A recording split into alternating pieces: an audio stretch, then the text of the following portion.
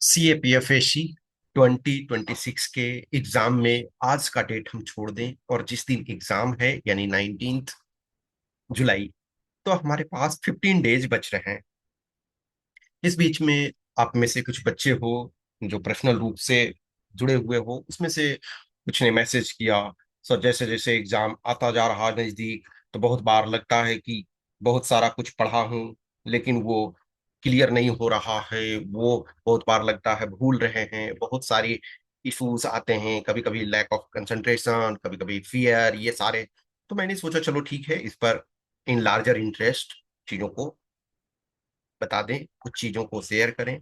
ऐसा ये नहीं है कि आप नहीं जानते हो कोई चीज। हमेशा ध्यान रखो, आप हर कुछ जानते हो, आप सारे इन विषयों को जानते हो। हमारा मकसद बस ये होता है कि किसी भी चीज को थोड़ा सा आपका मोराल बूस्टअप करें।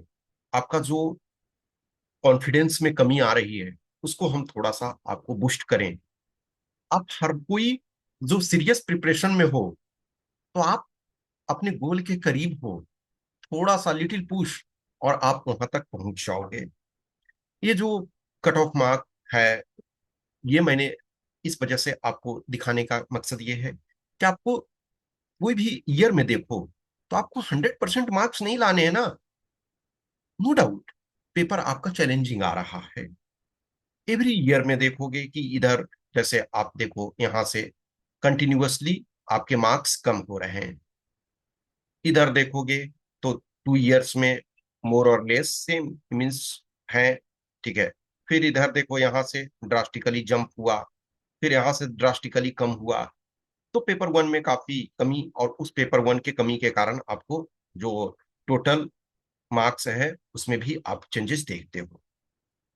दूसरा, आप देख रहे हो कि पेपर टू है वो कांस्टेंट है। ऑलमोस्ट ऑलमोस्ट मैं कह रहा हूँ, कांस्टेंट का मतलब है कि आपको जो पेपर वन का कट ऑफ और रिटेन का कट ऑफ, उसमें जो डिफरेंस आपको 88 से 88 के आसपास, कुछ ईयर में एक्सेप्शनली इस रेंज से बाहर आपको दिखेगा, लेकिन जनरली जो है वो मेजोरिटी 80 से 88 का डिफरेंस। इसका मतलब क्या है कि पेपर वन में आप जो भी मार्क्स ला रहे हो, उसके अलावे पेपर टू में आपको कोशिश यही रहना चाहिए कि आपका 85 प्लस हो, 90 प्लस हो, 95 प्लस हो। ये आपको कोशिश करना है।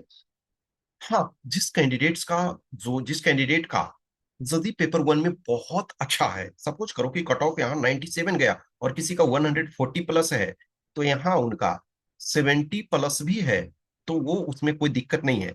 लेकिन जो इसके आसपास हो, मान के चलो 97.44 कट ऑफ है और 110 आपका आ रहा, 120 आ रहा, तो आपको 85, 95 और 90, 95 प्लस आपको लाने की जरूरत है।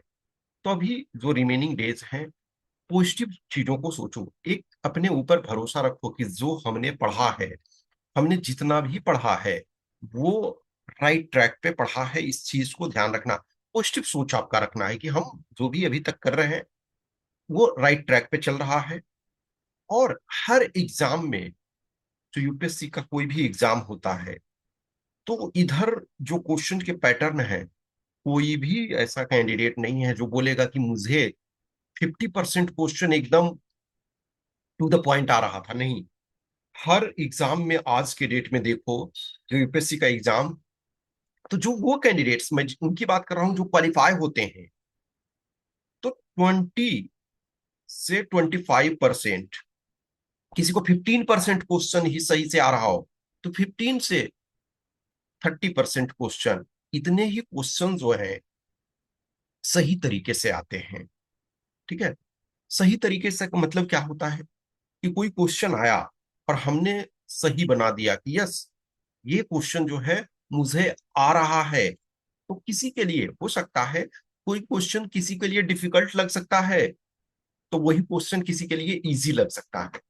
तो ये रेंज वेरी करता है। कुछ ऐसे बच्चे हैं जिनको जस्ट 15% क्वेश्चन प्रॉपर तरीका से आ रहा है, किसी बच्चे को 30% क्वेश्चन सही तरीके से आ रहा है। जिसका भी 30% क्वेश्चन सही तरीके से आ रहा है, इसका मतलब है उसका उस कैंडिडेट का क्वालिफाई करने का बहुत बहुत अच्छा चांस है। बिलीव मी, 50% किसी को भी डायरेक्ट नहीं आता। तो क्या करना है, अभी जितने आपने पढ़ा है उसको रिवाइज करो, अगेन रिवाइज करो, रिवाइज करो, करंट अफेयर्स लास्ट 1 ईयर के वो रिवीजन करो। जो करंट का जैसे हम आपको प्रोवाइड कर रहे हैं जो पीडीएफ है, तो उसमें आपको नवंबर 25 से लेकर के जून 2026 तक, यानी 8 मंथ्स का इसमें रहेगा। तो आपको मार्च तक का जो है वो प्रोवाइड किया जा चुका है, यानी 5 मंथ्स का किया जा चुका है। और आपके 3 मंथ्स के हैं, तो वो अगले जो भी है नेक्स्ट 3 डेज में आपको वो मिल जाएंगे। तो इनको एक तो करंट वाले को देखो, प्लस जैसे मैथ्स का है, तो मैथ्स में आप देखो कि एक्यूरेसी बहुत ज्यादा होता है। तो जिनका मैथ्स में अच्छा है तो थोड़ा सा और प्रैक्टिस कर लो ताकि मैक्सिमम क्वेश्चन कर सको। जिनका मैथ्स अभी भी अच्छा नहीं है, तो एटलीस्ट प्रीवियस ईयर पेपर को, लास्ट 10 ईयर्स वाले को प्रॉपर तरीके से करो। और कुछ क्वेश्चंस में आप ऑप्शन के थ्रू जाने की कोशिश करो। प्लस पेपर 2 जो है, अभी जो रिमेनिंग टाइम है, ग्रामर को प्लीज रिवाइज कर लो। ग्रामर एक ऐसा सेक्शन है जिसमें आपको 100% मार्क्स मिलते हैं, और लिमिटेड चैप्टर है। एटलीस्ट जो आपके 10 क्वेश्चन ए में, 6A में जो आ रहा है 10 क्वेश्चन, वो क्वेश्चन जो होते हैं सम लिमिटेड जो है, एक तरह से 20 चैप्टर्स मैक्सिमम कह रहे हैं, 20 चैप्टर्स है। और वो चैप्टर्स में बहुत ज्यादा टाइम नहीं, बेसिक रूल्स को उसको पढ़ो और वो आपका हो जाए। तो ग्रामर का कर लो। फिर जो उसमें सेंटेंस करेक्शन है 5 क्वेश्चन, वो भी आपके ठीक है, तो 15। और जो 10 मार्क्स के जो क्वेश्चन 6B में होता है, तो जो सेंटेंस आपको बनाना है, तो आइदर वर्ड्स होगा, जनरली आज के डेट में फ्रेजल वर्ब या इडियम्स, तो वो आपके लक पर डिपेंड करता है। यदि आपका लक अच्छा रहा, आप वो जो वर्ड्स या फ्रेजल वर्ब्स जो पढ़े हो वो आपका आ गया, तो आपके लिए बेटर है। यदि वो नहीं आया तो आपके लिए मुश्किल थोड़ा सा हो जाता है, ठीक है। तो इन इन चीजों को अभी करो। कॉन्फिडेंस ये रखना है कि हस हम जो लास्ट 1 ईयर से, या लास्ट जो आप 10 मंथ से, व्हाट्स एवर टाइम से, आप सपोज 10 मंथ से लास्ट पढ़ रहे थे, तो वो जो 10 मंथ से आप सही तरीके से पढ़ रहे थे, तो वो ये उस पर भरोसा रखो, उस पर ट्रस्ट रखो कि हमने जो पढ़ा है वो राइट ट्रैक पे पढ़ा है। अभी जैसे देखो, जिनको भी लगता है थोड़ा सा फियर, लैक ऑफ कंसंट्रेशन, तो बीच बीच में जैसे कोई आपका फ्रेंड होते हैं जो साथ में तैयारी कर रहे हैं, जो पॉजिटिव माइंड सेट वाले हैं, तो थोड़े से उनसे बात कर लो। या जो भी पर्सन आपको पॉजिटिव थॉट्स दे सकते हैं, तो उनसे थोड़ा देर 2-4 मिनट के लिए बात कर सकते हो। या आज की डेट में किसी से जरूरत भी नहीं है, मान के चलो ऐसा नहीं है, तो ये जरूरी नहीं है। आप जो कुछ मोटिवेशनल वीडियोस हैं, तो उसको 5-10 मिनट, लेकिन ऐसा नहीं है आप मोटिवेशनल वीडियो देखने लगे तो 3 घंटा आप उसी को देखते रहो, प्लीज वो काम अभी मत करना। उतना ज्यादा नहीं, 5 से 10 मिनट मैक्सिमम। या जिनको जैसे थोड़ा सा होता है कि आपने 2 घंटा 3 घंटा पढ़ लिया, थोड़ा सा लग रहा सही नहीं लग रहा, तो आप थोड़ी देर म्यूजिक, कोई सॉन्ग, या जो आज के डेट में बहुत सारे ये म्यूजिक होते हैं ना कि जो कामनेस म्यूजिक होते हैं, या थोड़ा सा जो ब्रेक ले करके अच्छा फील हो, तो उस टाइप का। या आप अपने रूम में ही थोड़ा 2-4 मिनट वॉक करो। तो छोटे छोटे स्टेप्स को करो। ऐसा नहीं है कि कंटिन्यूअस आप सोचोगे कि 5 घंटे हम पढ़ रहे हैं, तो कभी कभी दिक्कत होता है। बीच बीच में 2-4 बार, जैसे यदि थोड़ा सा घबराहट लगती है, थोड़ा सा प्रॉब्लमेटिक लगते हैं, तो क्या करो कि बैठो 5 मिनट के लिए, और उस 5 मिनट में आप क्या करो, 5 मिनट के लिए शांति से आप मेडिटेशन की अवस्था में सीधा मोबाइल को थोड़ी देर के लिए साइलेंट करके रख लो, आंखें बंद करो, और जस्ट अपने सांसों को देखो। देखो, मैं यहाँ आपको मेडिटेशन नहीं सिखा रहा हूँ, बस ये छोटे छोटे स्टेप्स हैं, उनको आपको करने की जरूरत है, ठीक है। तो वो आपका अच्छा लगेगा। दूसरा, हमेशा ध्यान रखो कि जैसे कि मैंने बोला कि जो टॉपर भी होते हैं, जैसे ही एग्जाम में पेपर को देखते हैं, तो लिमिटेड क्वेश्चन ही होते हैं, उनको डायरेक्ट आता है। प्लस आपको सपोज करो कि जो भी हमारे पास कट ऑफ आ रहे हैं, तो यदि क्वेश्चन डिफिकल्ट है तो कट ऑफ कम जाएगा, क्वेश्चन थोड़े इजी है तो कट ऑफ ज्यादा जाएगा। तो आपको उतना ही क्वेश्चन करना है, उतने क्वेश्चंस करने हैं जो आपको लग रहा है कि यस हमारा उस क्वेश्चन के स्टैंडर्ड के अनुसार सही होना चाहिए। आप ध्यान रखो कि 80 टू 100, 82 सॉरी 100 क्वेश्चंस आपको करने हैं। या कह सकते हो कि यदि ये टफ स्तर का रहा, थोड़ा सा मॉडरेट और इजी रहा, तो इसको आप 110 तक पहुंचा सकते हो, ठीक है। यानी कि उसको 90 से 110। और इजी रहा तो थोड़ा और ज्यादा, लेकिन कोशिश करना कि जो 10% क्वेश्चन है, यानी 12 to 13 क्वेश्चन, उनको, जिसमें कुछ भी आपको नहीं आ रहा, तो उनको अटेम्प्ट करने की जरूरत नहीं है। तो टफर साइड जैसे आज के डेट में आ रहा, तो 80 से 100 क्वेश्चंस करने की कोशिश करो। एटलीस्ट ध्यान रखो, रिस्क उस क्वेश्चन में लो जहां आप 2 ऑप्शन एलिमिनेट कर पा रहे हो, उनको जरूर लो। वो टफर क्वेश्चन भी है तो मेरे अनुसार उनको आपको रिस्क लेने की जरूरत है। तो सारे क्वेश्चंस उनको अटेम्प्ट करने की जरूरत नहीं है।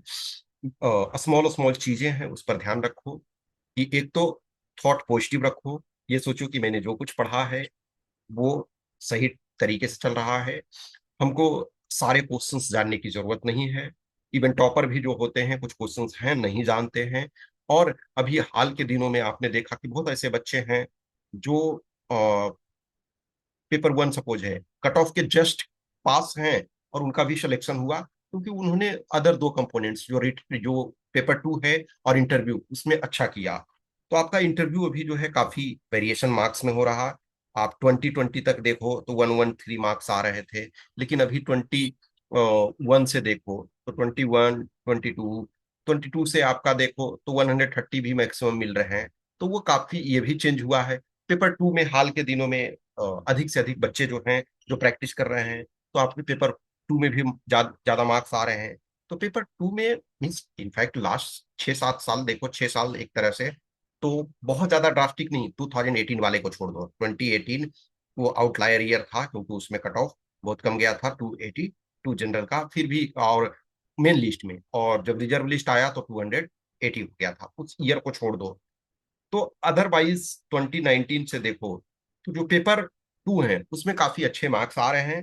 तो इसका बात का भी आपको ध्यान रखना है कि हमको पेपर टू में 85 प्लस ये लाने की कोशिश, तो जिसमें बहुत ज्यादा ड्रास्टिक चेंज हो रहा है, तो उसमें हमें थोड़ा कम भी आए तो हमको परेशान नहीं होना है। हाँ, लेकिन कट ऑफ से ऊपर है तभी तो पेपर टू का मतलब है। लेकिन आपको पेपर टू है तो वो भी, किसी किसी का एग्जाम हो गया, पेपर वन थोड़ा सा खराब गया, तो परेशान नहीं होना है। पेपर टू में आपको थोड़ा सा अच्छा करने की कोशिश करना है। एक और चीज, अभी जो रिमेनिंग टाइम है, तो बहुत सारे बच्चे हैं कि सर कैसे टाइम को हम डिवाइड करें। ये डिपेंड करता है कि आपका क्या कंडीशन है। यदि आपका पेपर वन अच्छा है, आपको लगता है कि मैं कोई भी क्वेश्चन, या पहले से ही हम पेपर वन में क्वालिफाई हैं, मेरा अच्छा है, तो आप पेपर टू में ज्यादा टाइम दो। लेकिन किसी को लगता है कि हमारा पेपर टू अच्छा है और पेपर वन अच्छा नहीं है, तो पेपर वन में ज्यादा टाइम दो। किसी को लगता है कि हमारा दोनों अच्छा नहीं है, मतलब दोनों अच्छा का मतलब है कि हम क्वालिफाई कर सकते हैं थोड़ा सा पुश करने पे, तो यदि दोनों में प्रॉब्लम है, तो मेरा मानना है पेपर वन में ज्यादा टाइम दो। पेपर वन में थोड़ा सा ज्यादा टाइम दो, इस वजह से कि जब पेपर वन नहीं क्वालिफाई करोगे तो पेपर टू आपका चेक नहीं होगा। तो दोनों खराब है तो आप 60 और 40 का टाइम दो। 60% पेपर वन का, 40% पेपर टू का, या आप 70% पेपर वन में दो और 30% पेपर टू में। तो डिपेंडिंग ऑन आपके लिए जो बेस्ट सुटेबल बनता है उसके एंगल से करो। कुछ क्वेश्चन क्यूरी डाउट्स है तो आप मैसेज कर सकते हो। आप कॉन्फिडेंट अपने को रखो।